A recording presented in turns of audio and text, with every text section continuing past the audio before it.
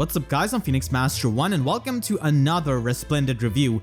This time I'm going to be taking a look at Eldigan, who has got a Resplendent version, and this is going to be a comprehensive analysis and review video, and I'm also going to be going over how he does right now in the modern times and what builds he could run, and at the end, as always, I'll be having a bonus section. So I hope you guys do enjoy this. FEH Pass might not be free, but leaving a like and subscribing if you do enjoy these videos is certainly free. It goes a long way helping out the channel, so I really appreciate that. And with that said, let us begin. This outfit makes an apt pairing with the demon sword Mystletainn I wield, does it not? Eldigan is a Gen 1 Sword Cavalry unit. He does have Mystletainn as his exclusive weapon, but this weapon refine aged really poorly. It just gives him -1 special cooldown, and it has got Fury as his weapon refine. He also has access to Dark Mystletainn if he spends 150 divine dues to get the weapon from his son, and this weapon is actually much better. It gives you -1 special cooldown, and it basically has special spiral built into it, which cavalry units cannot naturally access. And this weapon is also in due for a weapon refine, so that means that Eldigan might get a new toy to play with whenever we get a weapon refine on this, similar to how Resplendent Lucina got a Seal Falchion weapon refine soon after her Resplendent version. So I'm really hoping that happens because I do use Ares a lot, I do like Eldigan a lot, so I would really like that. He does benefit from his Resplendent stats because he's essentially a bulky unit. Even getting extra boost to his speed is not bad because that is a super boon, and you'll be seeing some spicy builds later on. The problem with Eldigan is that he's a 5-star logged Sword Cavalier. Just by being a Sword Cavalier, he faces so much competition, and his weapon refine has aged like milk. Just look at the comparison between Mystletainn and Cursed Lance weapon refine. The entire description of Mystletainn weapon refine is literally just the primary condition of Cursed Lance, and then he has got an actual refine that gives him even more stats and gives him the guard effect. So Walter is able to be a pretty good unit with this Cursed Lance weapon refine. Unfortunately for Eldigan, this weapon refine has not aged well, and there are even better inheritable options compared to this, and of course Dark Mystletainn. Being a Sword Cavalier alone, he faces a lot of competition because that is a saturated class type.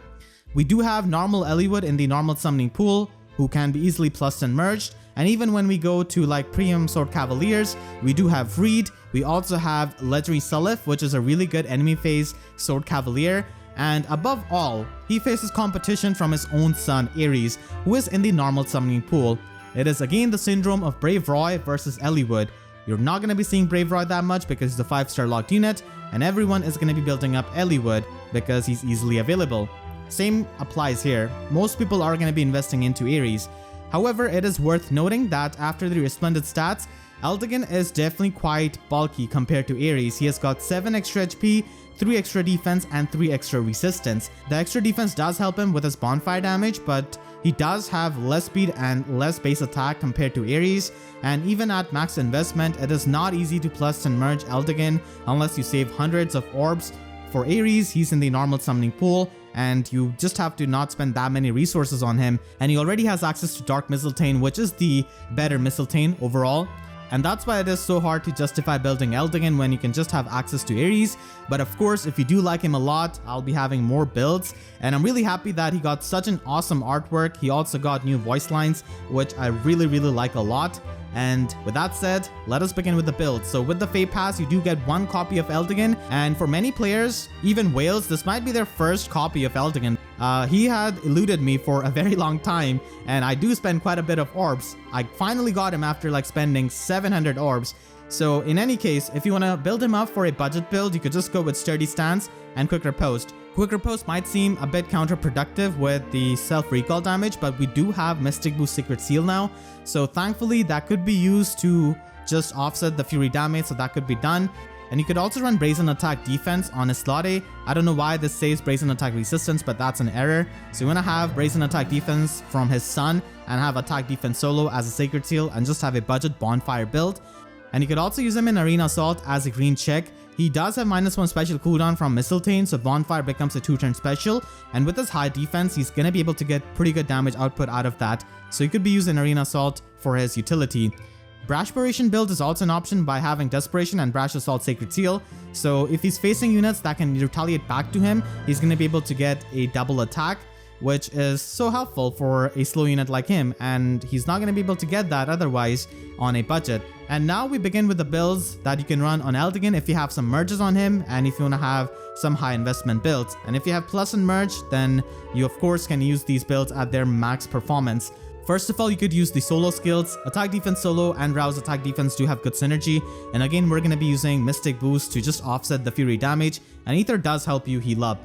And the Dark Mystletainn set is pretty standard for Ares, but now you could run attack defense solo because it is going to be active even when he is at 100% HP. So it's not really all that hard to have a cavalry unit alone. So attack defense solo could be used over brazen attack defense as a sacred seal, just a standard distant counter vantage build. And as I said, he does have a bit more bulk than Ares, so he could take few more hits than Ares in this case. But of course, he's just slightly better than him at this, and most people are just going to be running Ares. Still, nonetheless, it's an option for him, and it's definitely one of the best options that you could run on Eldigan, despite how standard it looks. You could also run attack defense unity on him because defense and attack are two of his most important stats, and if he gets debuffed on those stats, you could just benefit out of that. And you could also run him with distant counter build. Now, you could also use distant foil if you want to, but I would actually suggest following off distant counter because it just has more flexibility. It could also be used with the Dark Mystletainn distant counter vantage build, and Dark Mystletainn is going to be getting a weapon refine hopefully soon, so that's why distant counter is the better option in my opinion. And at max investment, by utilizing his speed super boon, you could actually make him pretty fast. This Eldigan hits 56 speed, which is actually pretty decent. For the fast distant counter build, it of course works the best at max investment because he requires every bit of speed point and resistance point that he could take care of. Rouse speed resistance and speed res solo do have good synergy and really help patch up his speed and resistance, so that is really good. Unfortunately, we cannot really run Mystic Boost, so we gotta depend on Ether for the healing. And you can also use him as an AoE spammer by running Dark Mystletainn because it does have the special spiral. You would unfortunately have to run Life and Death because AoE specials do work on the visible attack stat, so that does increase his attack. You could also run Vantage on Slot B if you don't want to run Lull attack defense, and Hardy Bearing does allow you to get past those annoying Vantage units. Fury recoil damage can be stacked up on Eldigan, and this can allow you to basically be a beacon for your Wings of Mercy allies. It can either be dancers or other Gale Force units, and in general this strategy could be used because of the Fury weapon refine that he already has. So you could use him with a Gale Force build. Of course, he is getting outclassed in this kind of Gale Force role, but still it's an option that you could do. And also having Lull attack speed, rouse attack speed, and having Heavy Blade to charge up Gale Force. You could even charge up Gale Force against a ranged unit who will not be able to retaliate back because Gale Force is a 4-turn special with the Mystletainn. You could also use him with attack speed solo if you just want to max out his speed, so that could be done. And you could also use him as an Infinite Miracle unit. So I have used Infinite Miracle build quite a bit with Ares. It's definitely not one of his best builds or anything like that, but it's really fun. It does require some expensive fodder, but if you could afford it, then it's definitely worth trying. It's a pretty fun option. But now, because Mystic Boost is a Sacred Seal, it's not really all that unique as many other better units can utilize this kind of Infinite Miracle build. Still, it's an option nonetheless. You want to boost up his speed so that he doesn't get doubled, and you want to have Heavy Blade to charge up the Miracle.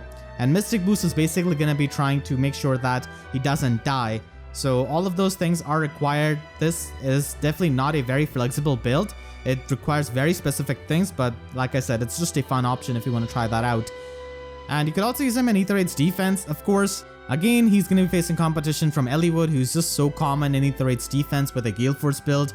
But the thing with Eldigan is that he can be a Wings of Mercy beacon for a lot of your allies because of the Fury recall damage along with Mystletainn. He's not going to be as good as Eliwood when it comes to Gale Forcing.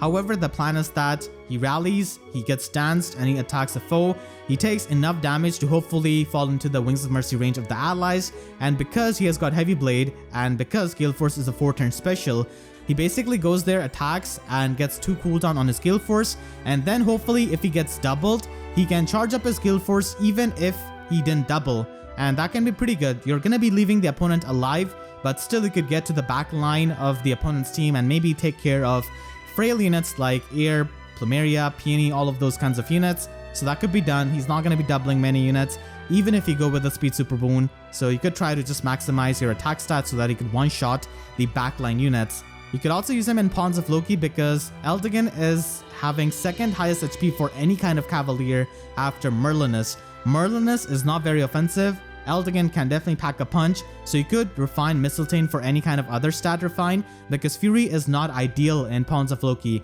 and HP is the most important stat in Pawns of Loki for scoring, so you could run HP plus 5 and be an MVP for your friends. You could also run Ninja Katana as a fun build. Again, this is not the most optimal build, but it's still fun to see a slow unit like him get so fast, reaching 64 speed and being able to quad attack. He doesn't have the highest attack for this, but still he could utilize Bonfire despite having the defense reduced by Ninja Katana just because of the fact that he has amazing defense. So you could use it with Rouse Speed Defense, Double Attack Speed Solo, and Lull Speed Defense, and this can allow you to reach 64 speed and quad attack. So this Eldigan can be definitely pretty fun, and not many people are going to be running a build like this. Thing with Mystletainn is that it really gets outclassed by other inheritable weapons. We just have Carrot Cudgel, which just provides you more value. It gives him attack and speed, and it also neutralizes debuffs to his attack and defense, which is absolutely fantastic. So all of these other builds which I showed before with the original Mystletainn for defensive purpose could also be run with Carrot Cudgel, as I would consider that the better weapon, even if you're losing out on the -1 special cooldown. It just gives you more value without the recall damage, which is really amazing. So you could use that, and you could also use Bell Ringer with Mystic Boost if you just want to have a Heldigan who recovers HP a lot. So that's another premium option, just a fun option which you could run on him. What I desire is an honorable death, one befitting a knight. As always, I do have a bonus section here. What if the weapon refine of Eldigan was better?